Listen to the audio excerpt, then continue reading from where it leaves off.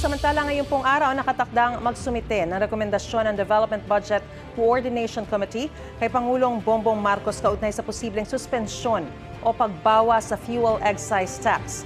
Habang wala pang suspensyon, patuloy ang kalbaryo ng mga mamamayan ngayong ipinatupad ang panibagong mega oil price hike. May unang balita si Salima Refran. Sa ikalimang sunod na round ng mega oil price hike, hanggang 19 pesos and 80 centavos kada litro ang taas sa presyo ng diesel. Hanggang 5 pesos and 90 centavos kada litro naman para sa gasolina.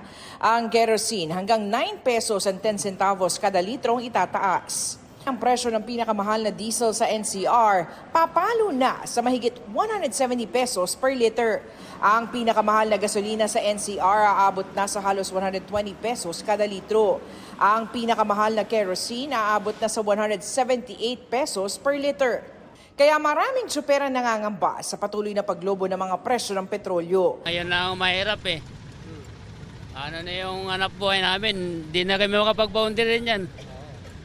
Ito, pang diesel lang to talaga isang ikot. So ang mangyayari sa amin bilang isang jeepney driver, kung babiyahe kami or hindi, ganun na lang ang mangyayari. Nagbabalak naman ang isang samahan ng mga transport driver at operator sa bansa na magpatupad ng malawakang transport holiday. Yung holiday po, dahil wala na pong kinikita, titigil na po, wala nang bibiyahe dahil nga wala na pong ang kinikita. Maaari raw umabot sa milyong-milyong pampublikong sasakyan sa buong bansa ang lumahok dito. Kabilang dyan ang mga jeep, bus, UV Express, tricycle, truck at motorcycle taxi. Kaya kami ngayon maghahanap ng trabaho kahit kalpintero, magtulak ng kariton, magtinda ng gulay, isda, papasukin na namin.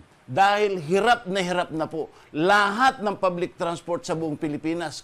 Ang driver-operator na si Artemio ngayon pa lang hindi na bumabiyahe. Kaya sana ang solusyon siguro tataasan po natin na pamasahe. Kasi kung magtataas ang diesel, ang aming kinikita pupunta lang sa gasolinahan. Sa Tuguegarao City, may isang gasolinahan na limitado sa 3,000 pesos ang pwedeng ipangarga kada sasakyan. Ayon sa namamahala rito, ito'y para maiwasan ang pag-hoard ng mga petrolyo. Ayon sa Malacanang, nakipagpulong na si Pangulong Bongbong Marcos sa Development Budget Coordination Committee. Kasama na po rito ang measures on fuel excise taxes nito pong nakaraang Holy Week. At nag-formulate na po sila ng kanilang rekomendasyon. Nakatakda ulit makipagpulong ang DBCC kasama ang Pangulo para isumite ang kanilang mga rekomendasyon. Sa ilalim ng RA 12316, may kapangyarihan ng Pangulo na pansamantalang bawasan o tanggalin ang excise tax.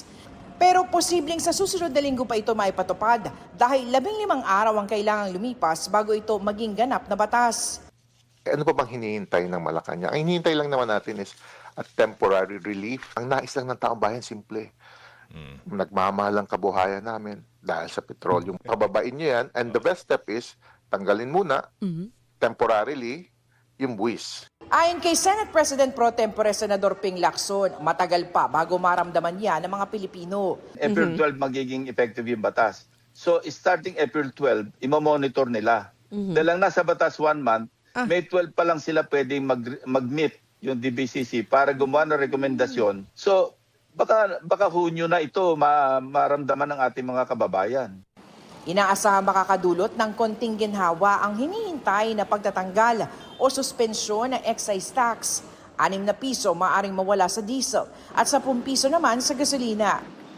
Ito ang unang balita sa Salima Refran para sa GMA News.